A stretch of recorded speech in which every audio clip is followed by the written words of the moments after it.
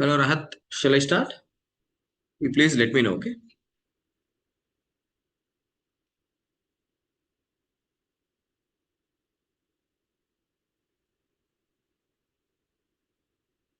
Okay. Good evening, guys. Hello. Good evening. Okay. Hope everyone is doing good with your preparation. Still, we have 125 days left for the FMGE exam. Okay.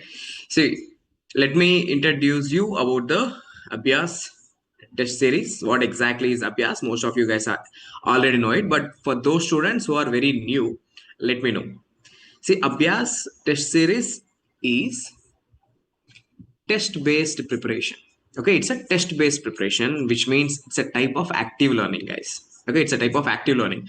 See, most of the students on one side, what they are doing, they are learning it from the materials. Okay, they are learning it from the materials, but this is a test-based learning, which means you will be attending the tests and you will be learning from the test. Every day you'll be getting a topic. Recording Okay. in progress. Every day you will be getting a topic which you need to prepare. After preparing, you will be having a test series. Okay, how the test will be conducted? The test will be a subject wise test, grand test, integrated tests.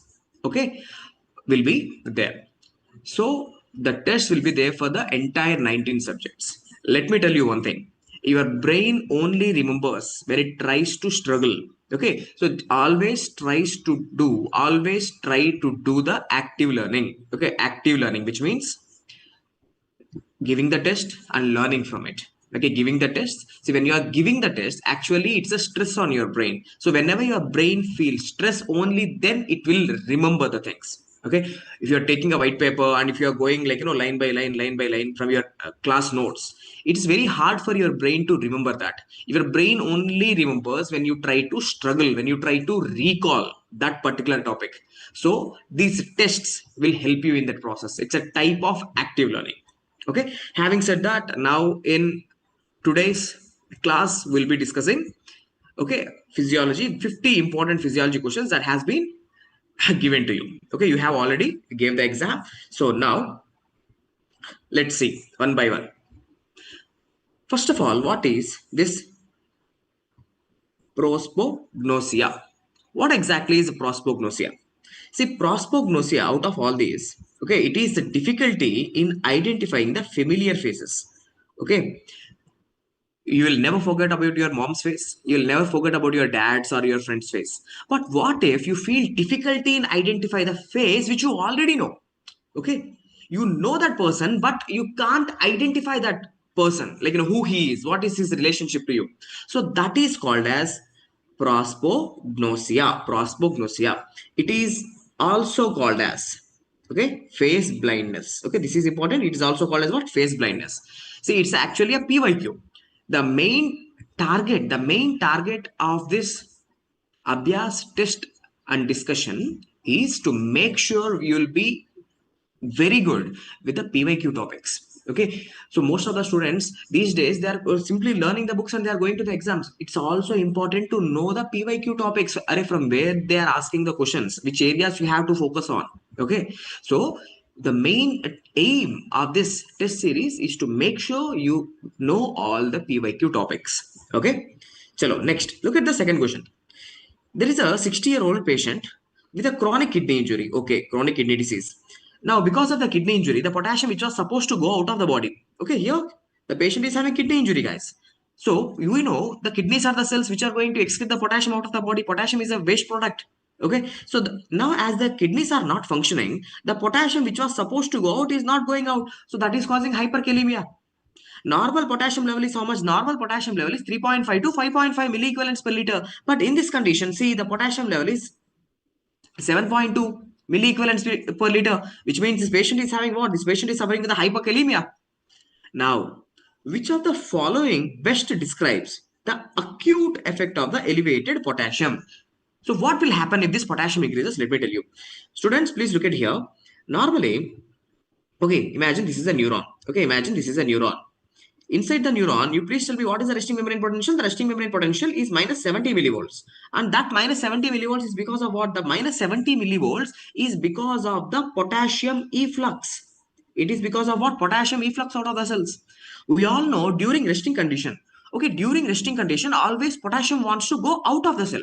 So here also potassium is trying to go out. Because of the potassium efflux, the resting membrane potential is how much? Negative. Minus as the positive charges are going out of the cell. Cell is having a negative voltage value of minus 70 millivolts.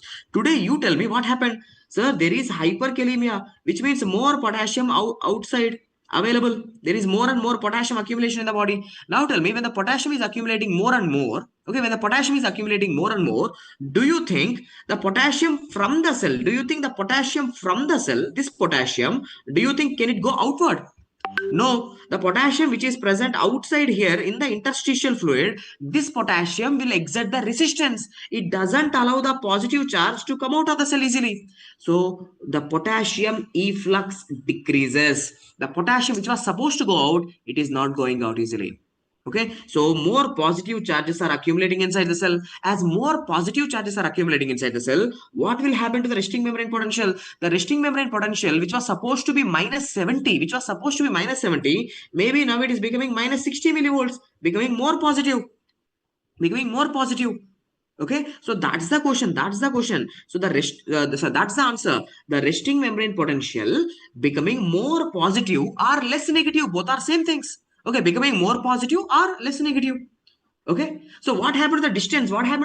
Between a resting membrane potential and threshold potential?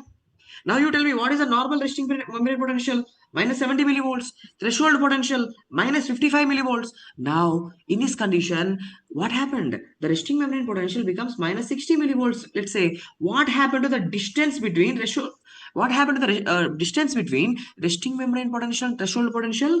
Now this is the new. See, this is the new resting membrane potential. So the distance between the resting membrane potential and threshold potential decreases. So you understand? Always remember, whenever there is a hyperkalemia, more potassium available outside the cell ka resting membrane potential, the resting membrane potential of the cells are going to become more positive, or you can say less negative.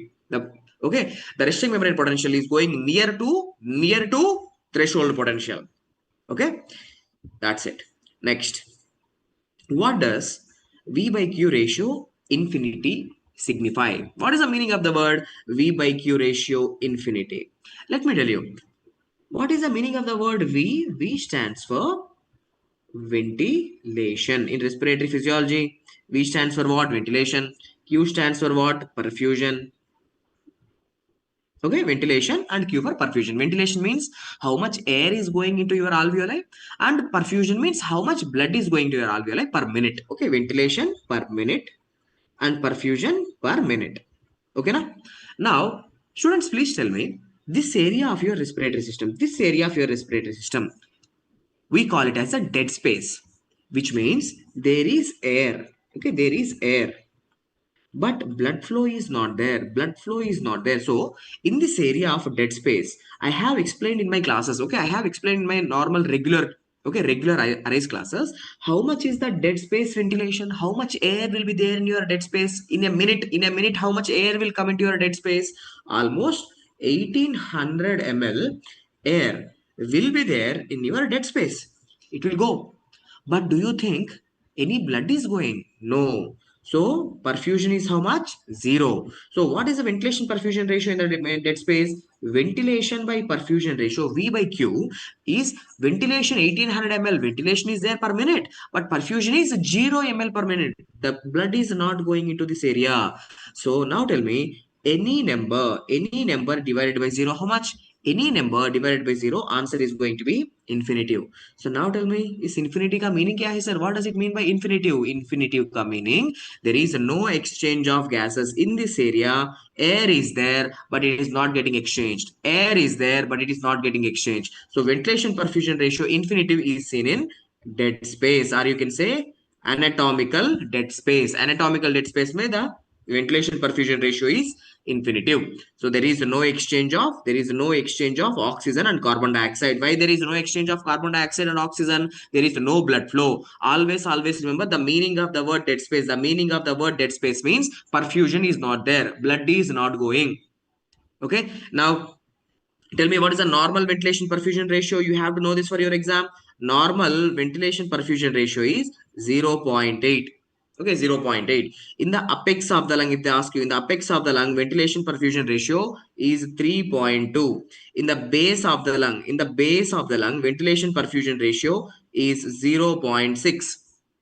Okay, now tell me, what is the condition where the ventilation perfusion ratio is infinitive? Infinitive, the ventilation perfusion ratio is infinitive in which condition? Dead space. Also in one more condition it will be infinitive. One more condition called as pulmonary embolism. In this condition called as a pulmonary embolism, again the ventilation perfusion ratio is infinitive. Now they will ask you, sir, then what is the condition where ventilation perfusion ratio is 0? Okay, not infinitive, ventilation perfusion ratio is 0. Then your answer is foreign body obstruction. Foreign body obstruction. In a child who is having the foreign body obstruction, or in a patient who is having foreign body obstruction, if you check the ventilation perfusion ratio of the lung, then the answer will be 0. So these are all the MCQs. See, normal value, apex of the lung, base of the lung, infinitive in which conditions? Two conditions. One is a dead space and pulmonary embolism, and 0 in which condition? Foreign body obstruction condition, with the value will be 0. Okay, so done.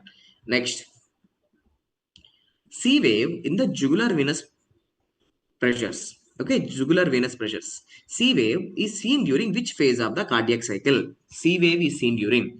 First of all, my dear students, look at this diagram. So these are the jugular venous pressure tracings. Here, how many waves are there? A, C, X, V, Y. A, C, X, V, Y. For your FMG exam, this topic is must, sir, because every time you can expect one MCQ from this topic. Okay, so tell me, A wave is seen during which phase of the cardiac cycle? A wave is seen during atrial contraction. Whenever your atria contracts, listen, whenever your atria contracts, the pressure in your internal jugular vein rises. That is called as A wave. So A wave is seen during atrial contraction. Now, what they are talking about right now in our question, they are talking about the C wave. So we know the C wave is because of what? It's the C wave. It's because of the bulging of the tricuspid valve into right atria. See the tricuspid valve. It is bulging into the right atria. So right atrial pressure increases. Whenever the right atrial pressure increases, automatically the internal jugular venous pressure also increases. But wait. When the C wave is seen, when the C wave is going to be seen? During ventricular contraction, during isoventricular contraction. So, whenever there is the isovolumetric contraction of the ventricle, listen, whenever there is the isovolumetric contraction of the ventricle, the tricuspid valve will bulge into the right atria. That is going to cause a C wave in the JVP pressures. So, for your FMG exam, no. A wave is seen during atrial contraction. C wave is seen during isovolumetric contraction of the ventricles. It is the isovolumetric contraction of the ventricles which will cause the bulging of the tricuspid valve into the right atria, leading to the C wave. Okay, next, two more important waves which I want you to know for your exam: V wave and Y wave. See, V wave is because of the atrial filling, okay, because of the venous filling of the atria, the question what they will ask in your exam: V wave is seen during, see, V wave, it is seen during, right, V wave, it is seen during isovolumetric relaxation of the cardiac cycle. Atrial emptying, see, atrial emptying is going to cause Y wave. When the blood is going to fall from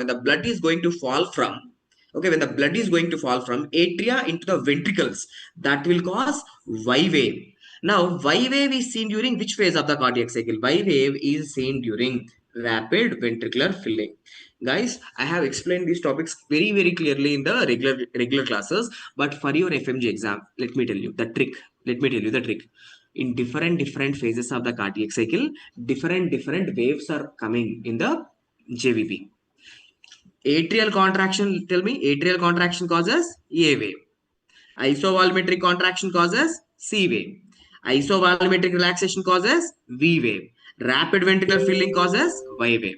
So with the different phases of the cardiac cycle, different waves are appearing. Different waves are appearing. So that's what you have to know for your FMG exam. In the recent FMG exam also, repeatedly this question was asked. A wave is due to atrial contraction. 2 times. In the recent last 2 FMG exam, this question was there. Okay, A wave is because of the atrial contraction. Okay, done. Next. Which of the following is not true about the action of endothelin? Always remember endothelin is a vasoconstrictor. Okay, endothelin is a vasoconstrictor, but it is not a vasodilator. It's not a vasodilator. So here see, there is bronchodilation was given. Always remember endothelin is a smooth muscle contractant. It's a smooth muscle contractant. It's not a relaxant. So it causes see vasoconstriction, which means contraction is there. Inotropic effect means what? Going to cause a contraction of the heart. Okay, it causes the platelet activation, platelet adhesion and aggregation. It helps in the clot, clot formation. But wait, endothelin is a smooth muscle contractant, not a relaxant. It causes the bronchoconstriction, not the bronchodilation. So this is the answer. Okay. Anyway, the PDF will be shared with you with the proper explanations. Okay. Later, you can go through the explanation properly. Which of the following molecule serves as a secondary messenger for nitric oxide? Okay. Now, before going to the FMG exam, I want you to go through this table. Okay. I want you to go through this table. Sir, how many types of secondary messengers are there in humans? 3 types of secondary messengers are there. Cyclic AMP, cyclic GMP, and inositol triphosphate. Okay. In regular classes, I have taught you. See, these are the hormones FSH, LH, ACTH, TSH. Okay, calcitonin, ADH, MSH, PDH, parathyroid hormone. So these all hormones produces which secondary messenger? Cyclic AMP.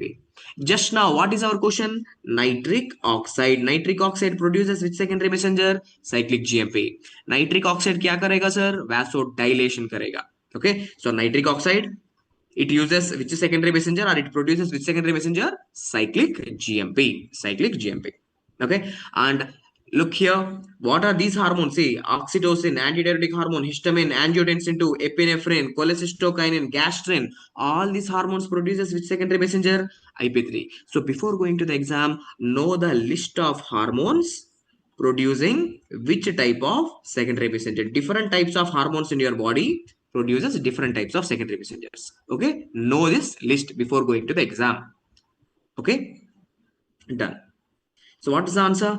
So nitric oxide is going to produce cyclic GMP. Next. Which transport molecule is responsible for the transport of iron into the enterocytes? First of all, students, iron absorption occurs in which part of the intestine? Iron is going to be absorbed. Okay, iron is going to be absorbed in your duodenum. Okay, now? So now, in our class, in our regular class, I have taught you, see, in your duodenum, okay, in your duodenum, iron will be absorbed. Iron will be absorbed with the help of a transporter. See, there is a transporter in your duodenum, which is helping in the absorption of iron. See, the iron, it is going into the cell with the help of a transporter called as DMT1. So, iron ko absorb karne ke liye, what is the transporter that is required? DMT1. Okay. Tell me which form of iron is absorbed? Only Fe2 plus form of iron is absorbed. But imagine if you eat plants, what form of iron you will get? Fe3 plus. So from plant products, it's the Fe3 plus form of iron you are getting. But can you absorb it? No. So the iron that is coming from the plants, it cannot be absorbed. So what you have to do, we have to convert this Fe3 plus form of iron back to Fe2 plus form. Okay, we have to convert back to Fe2 plus form with the help of a molecule called as a ferrireductase. So now tell me, there is something called as a duodenal cytochrome B or ferrireductase. There is something called as a duodenal cytochrome B. Look at here, duodenal cytochrome B और ferrireductase. ये क्या करेगा sir? Fe3 plus को Fe2 plus को convert करेगा. Okay. Now this Fe2 plus will be absorbed into the cell with the help of a transporter called as DMT1. DMT1. Okay. Now for your FMG exam, what else is needed? Let me tell you. What else is needed is substances which increases the iron absorption. You know, iron is absorbed in the duodenum, but substances which increases iron absorption, acid and vitamin C. Acid and vitamin C increases the iron absorption. And who decreases the iron absorption? Which substances decreases the iron absorption? Like milk, tea, phytates, tannates, calcium tablets. Okay, so milk, tea, phytates, tannates, calcium tablets, they are all going to decrease your iron absorption. Acid and vitamin C increases the iron absorption. Okay, done. Next. So what is the answer, guys? Which transport molecule is responsible for the transport of iron into the enterocytes? The iron into the enterocytes. The answer is DMT1. DMT1 divalent metal transporter 1. Okay, DMT1. Now, students will be having a doubt, sir. Then what is this ferroportin 1? Students, look. Once the iron comes into the cell. Okay, once the iron comes into the cell. Now, right now, here the iron is. Where the iron is going? Now, iron has to go into the blood.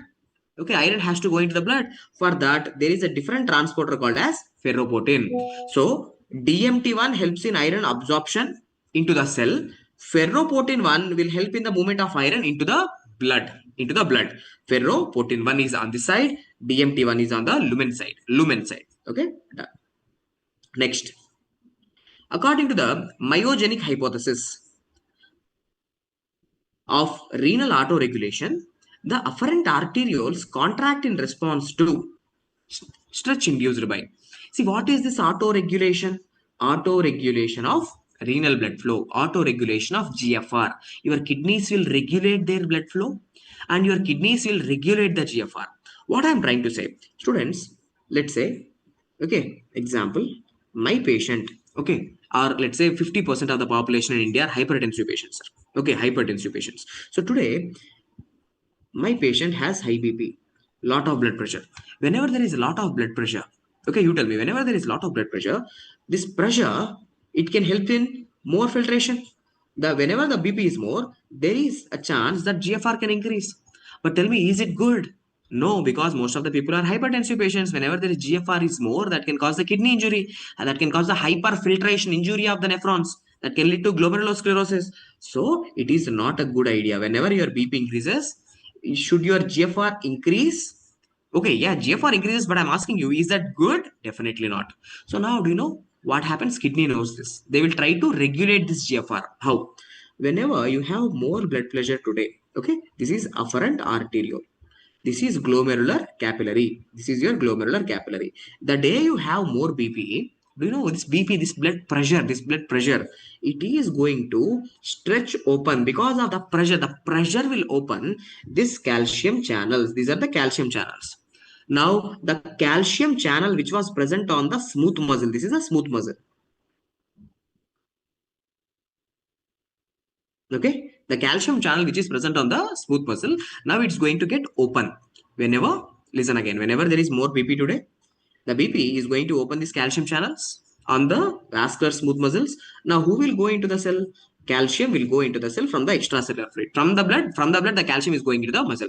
Now, with this calcium, what this muscle will do? The muscle will contract. Now, you tell me, when the muscle is contracting, that will cause afferent arteriolar constriction. Now you tell me, whenever this afferent arteriole is constricted, tell me what will happen to the renal blood flow? The renal blood flow decreases. The renal blood flow into the glomerulus, decreases, and automatically the GFR will be brought back to normal. The GFR will be regulated back to normal. Okay, so finally tell me, sir, it is this muscle, it is with the help of this muscle, the GFR is getting regulated. Okay, the GFR is getting regulated. This is something called as auto-regulation of the GFR. With the help of which channels? With the help of the calcium channels which are present on the afferent arteriole. So what is the answer? It is because of opening of calcium channels. The opening of the calcium channels will regulate the GFR. Okay, opening of the calcium channels causes the afferent arteriole constriction. Less blood flow into the glomerulus, less will be the GFR. Okay, done. Next, following complete ileal and partial jugular resection. Today, what is removed, sir? Complete ileum is removed. I have taught you ileum is the site where two important substances are getting reabsorbed. One is vitamin B12 absorption and also the bile acid absorption. Okay, the bile acid absorption. These two things are happening in your ileum today. Okay, in your ileum. When your ileum is removed today, okay, when your ileum is removed, do you think you can reabsorb the vitamin B12? No. Can you reabsorb the bile acids? No. So today, vitamin B12 is not getting absorbed into your body. Whenever vitamin B12 is not getting absorbed, that will cause megaloblastic anemia. megaloblastic anemia. Okay, so this is the answer. Whenever we have removed the ileum, okay, whenever we have removed the ileum, it is mainly going to cause the deficiency of vitamin B12, because the vitamin B12 is only absorbed in the ileum along with the intrinsic factor. In the presence of intrinsic factor, vitamin B12 is absorbed in the ileum. Next. Now, what is functional residual capacity? Functional residual capacity का meaning क्या है sir? Let me tell you. Students, look at this. Look at this. This is the spirometry diagram where we are discussing about normal inspiration, expiration. Okay, these are the normal tidal volumes. The area which I am highlighting, sir, what is this area? These are your tidal volumes.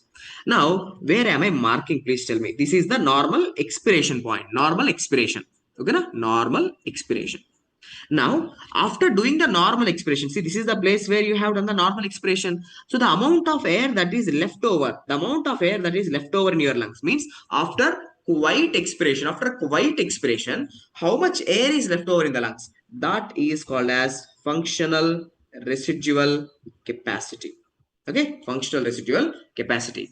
This functional residual capacity, you see, is the area from here till here, which includes, you have said functional residual capacity, it includes residual volume and expiratory reserve volume. So this blue color area is expiratory reserve volume and this area is your residual volume. So tell me the amount of air that is left over in the lungs. See, this is the amount of air that is left over in the lungs after quiet expiration, Okay, so right. What is functional residual capacity? Functional residual capacity is the sum of expiratory reserve volume. Just now I have to show you expiratory reserve volume plus residual volume. How much it will be? Somewhere around 2500 ml. It will be somewhere around 2500 ml.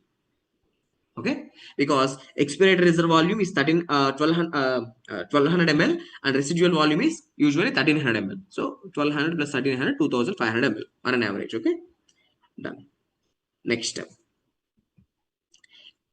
A lesion is seen in the medial lemniscus. Again, it's a anatomy integrated